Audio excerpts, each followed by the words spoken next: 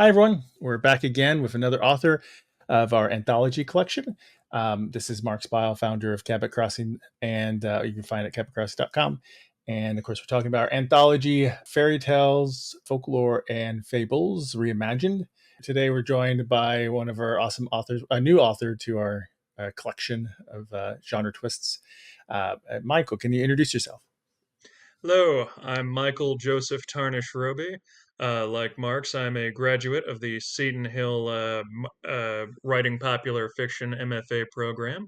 Graduated back in January of 2018, and just really excited to be here. This is about the third or fourth anthology in recent times that picked me up, and the first one that is that leans more heavily fantasy. I've had a couple of horror ones prior to this, and I think of myself as a fantasy author first and foremost. So this is exciting to feel like I'm publishing in my wheelhouse at the moment. Awesome. All right. Well, your story is called The Girl Who Grew Up. Can you tease us a little bit about that story? Yes. So, The Girl Who Grew Up is my take on it's kind of a follow up to Peter Pan. We pick up with Wendy Darling and her brothers a couple years after the events of Peter Pan. She's an adult, she's a working class woman, and she's maintained her relationship with Peter, who's kind of continued to come in and out of her life at various points.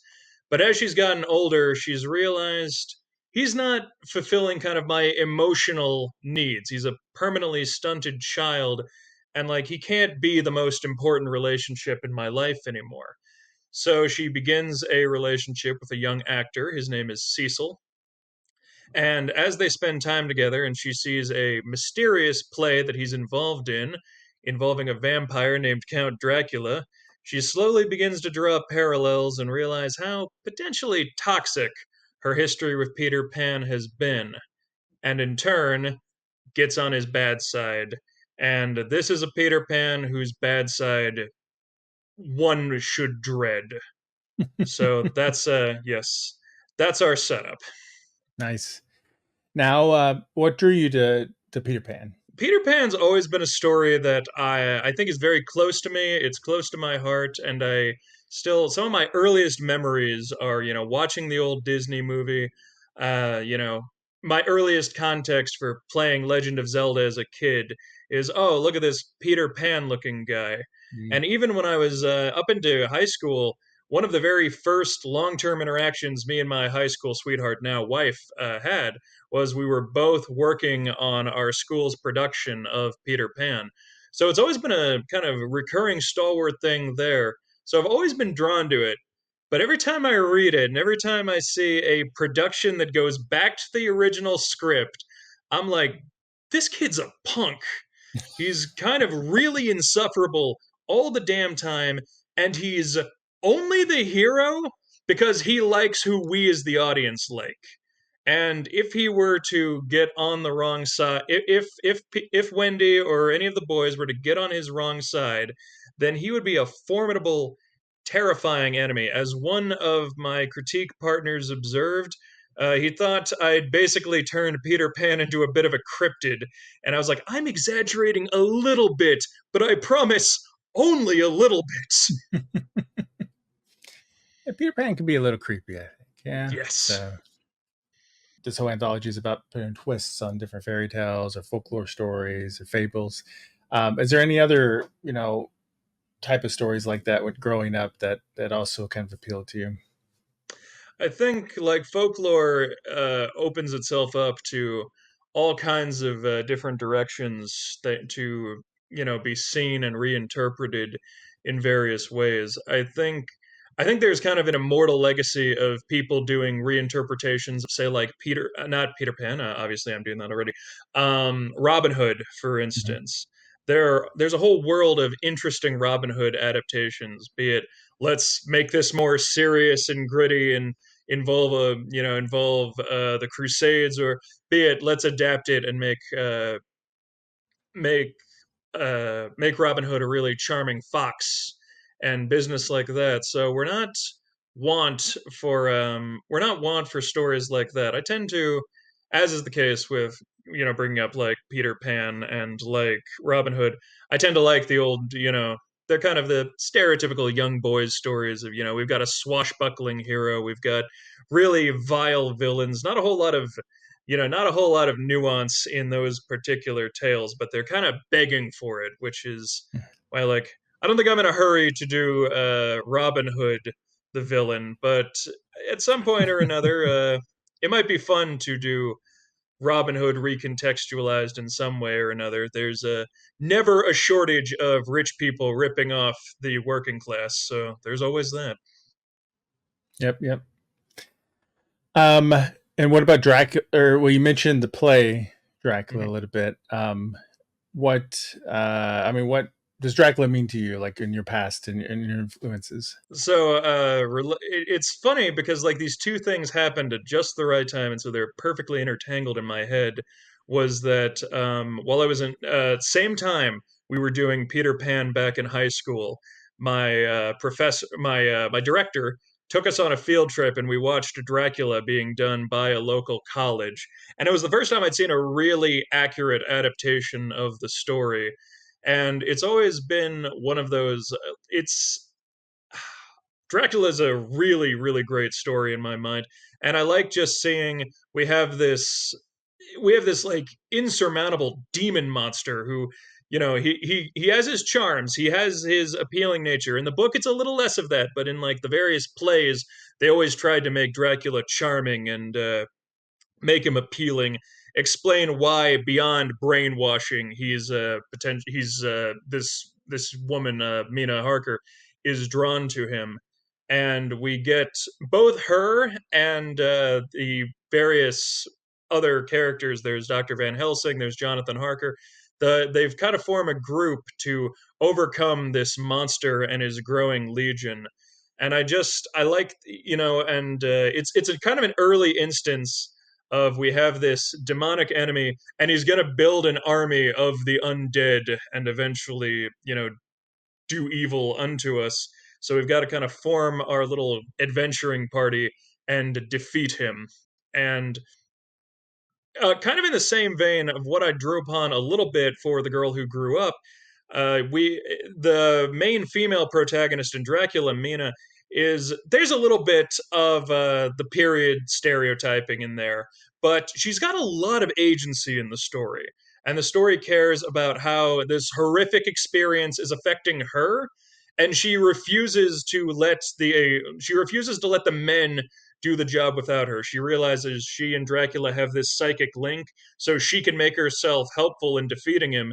And they're like, "Oh no, go over here, be a delicate flower." And she's like, "No, we gotta get this bastard, and I can help you do it. I can help you put him in the ground, and I'm gonna do it no matter how much you object." And I think I drew upon that for Wendy's characterization as we kind of lead into her being the one forced to reckon with her history and reckon with this young man she thought she knew and she was originally drawn to, and in reality he's kind of a monster beyond what she can totally comprehend. All right, so for the Kickstarter that should be live probably right now if this video comes out, what we have some bonus content and stuff, either stretch goals or uh, bonus like add-ons and stuff. What I think you are going to be doing one of our stretch goals, right? Can you tell us a uh, little bit? I will be recording an audio commentary to enjoy that just gives some insights into little individual decisions that were done throughout the story.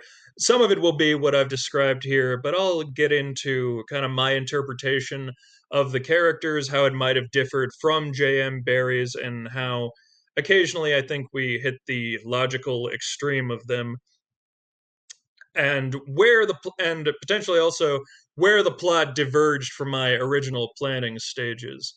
For instance, Wendy's brothers are significant in this version of the writing, but originally they were going to be off screen the whole time. They were kind of Mhm. shuffled off, and Wendy was having this poor relationship with her father going on instead. And at some point or another, I realized, no, that's not that's not nearly as interesting as let's bring in the boys, let's bring in the people who were there in Neverland, even if they don't entirely remember what about that was real and what wasn't anymore. And I'll have some other uh, various other nuances like that. Yep. So you can check that out if you support the Kickstarter or if we hit that stretch goal. And which, you can, we'll have the page up here and a link in the description. You can also go to cabbitcrossing.com to find links to that. And what other projects do you have coming up? Currently, I'm working on, I have an anthology very different from this one. They're looking for prom themed stories. Oh, So, it's very different. yes. But I was like, I like different. I like the idea of doing something that's kind of a bit and something that appeals to kind of a younger demographic. They're looking for kind of younger stuff. So I'm writing it's a bit of a coming of age. It's about a young man. He's going to, so he and his girlfriend went to his school's prom last week, and they're going to her school's prom this week. He's never been to her school before, and it's exciting for him to experience these things because this is a world in which various monsters and mythological abominations live side by side with people. So she's a descendant of the Greek creature Scylla. She has tentacles for legs and hands and whatnot, and little snakes peeking out of her back. And she goes to her school, and he has the revelation, oh crap, I'm the cool jock at my school. I'm the football linebacker, but their linebacker's a Sasquatch. I'm the most handsome looking guy at my school, and this ethereal Fey guy is the most attractive looking here. What I feel like I don't belong here. So what am I gonna do? And that's kind of the broad strokes of that plot, and it's been a lot of fun to write. Particularly, just spoiler on this, but like when I wrote about the first page or two, and everything's normal, and I brought it to my writers group, and like only when we first get to his girlfriend's first appearance, and I mentioned her, she looks stunning in her backless dress that accentuated the slime of her tentacles, and like I saw my fellow writers group members, and they all kind of went wide eyed, and they were like, "What?" So I'm hoping I can give some readers a similar experience. Assuming I can make it in that anthology. If not, I'll find another home for it. I'm doubtless sure. I like that. Yeah, because at first it was a prom, and then as you went, and then it started to make more sense. Awesome. Well, where can people find you online? You can see my website right there, mjtroby.wixsite.com/MJTR author. You can find occasional updates on my goings on. You can find where to buy the various anthologies I've been featured in. And I have a number of short stories that are just up there for free, ranging from comedic adventures of a princess turned mercenary to I did a horror story from the perspective of an owl once. So you get a nice variety. Nice. I like that. I'll check that out. Well, thanks so much for joining us today. And hopefully, everybody will check out the Kickstarter and get the anthology and read your awesome story. Thanks so much. A pleasure being here. Thank you.